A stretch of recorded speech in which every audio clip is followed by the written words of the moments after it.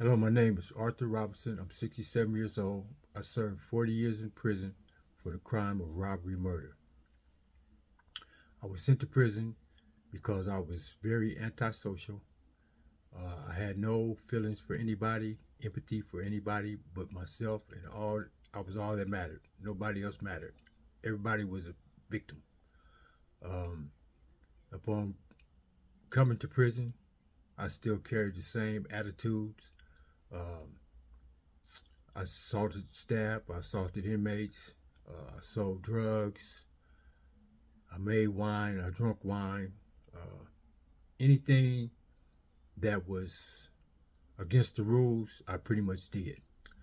Um, in 2000, in 1994, I was transferred from San Quentin to Soledad State Prison. Uh, I came back to San Quentin in 2012 with the same mentality. Uh, I went to the board 13 times, so my attitude was still um, real foul.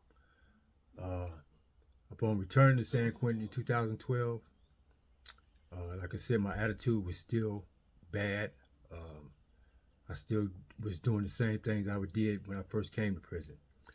Um, a friend of mine named JJ signed me up for the California Reentry Institute.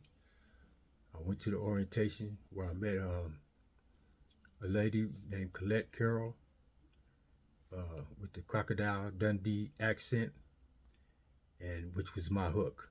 Uh, the CRI, I learned about feelings, emotions, abandonment, loss and grief, trauma, uh, addictive, criminal and addictive thinking, um, all the things that caused me to do wrong. I learned about um, my traumas. I had a lot of childhood traumas, um, and I now understand that the traumas are not going to never leave, but I know how to deal with them in a positive way.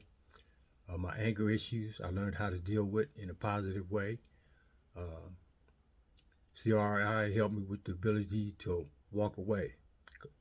I never knew I had low self esteem. That's what caused me so many problems because I couldn't walk away. Always afraid of what other people thought. Um, the CRI program, for me, was a lifesaver. Um, I'm from Southern California, and if I had a parole back to Southern California, the chances of me being here right now were maybe probably kind of slim because I had no kind of plan when I got out. I had no support really when I got out. Um, but by me staying in Northern California and going to CRI's transitional house, um, it was a lifesaver. I came home, I had no birth certificate. CRI helped me get a birth certificate. I had to go to court. They got me a lawyer. I had to get a legal name change and an amended birth certificate. Um, the name change was to the name I've carried all my whole life, Arthur Lamont Robinson. Um, they they helped me get a job, you know, when I first came home. Uh, Everything it's the program is wonderful. It's a wonderful program, and they need more programs like CRI. They taught me about giving back, because people came into the prison, San Quentin, to help people like me straighten their lives out, to get out of prison, and now I'm involved with CRI going into CMF, teaching the same classes that I learned at San Quentin, and it's very fulfilling for me to be able to go back in and talk to these guys that's waiting to come home and let them know that hey, it's hard out here. It's not easy. Even though you want freedom, you're gonna have to work to keep it. Um, Working and getting a job, that's that's the small stuff. But just dealing with the everyday hustle and bustle and the people, because we lived in a fishbowl for so many years. Um, there was always consequences behind what we did. Out here, there's no consequences. And so I enjoy trying to explain this to these guys. Um, One of my small group, I had a guy named Daniel. He was just evil, old man. In the small groups, I could never get him to talk. Um, he was always, I had enough of this stuff. I've done it before. I've done all of this. I don't want to do nothing else. So one day I pulled him to the side just to find out what was going on with him.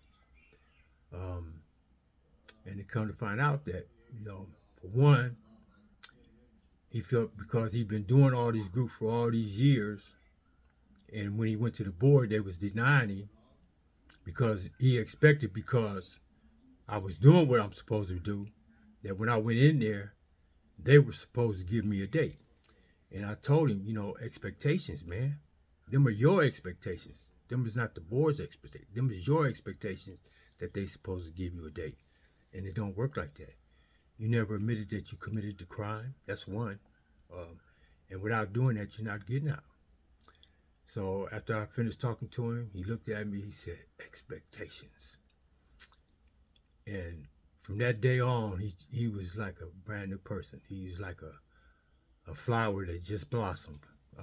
He was smiling, he was laughing, he was telling jokes. And every time I see him, he's thank you, Arthur, thank you. Expectations, expectations. So I get a real joy out of giving back. Going to the schools with CRI, talking to the colleges, about reentry. I enjoy this. I enjoy, I never was like this before prison. I wasn't like this when I first went to prison. But the California Reentry Institute transformed me. And I think there should be more reentry places like CRI, because what they do for you, they never leave you. They support you. Like today, I can just get on the phone and call one of the volunteers or one of the sponsors about a problem I'm having, and no matter what it is, they'll help me. It's never oh, I can't help you. I can't do nothing for you. It's never that. I have doctor's appointments. They're there for me.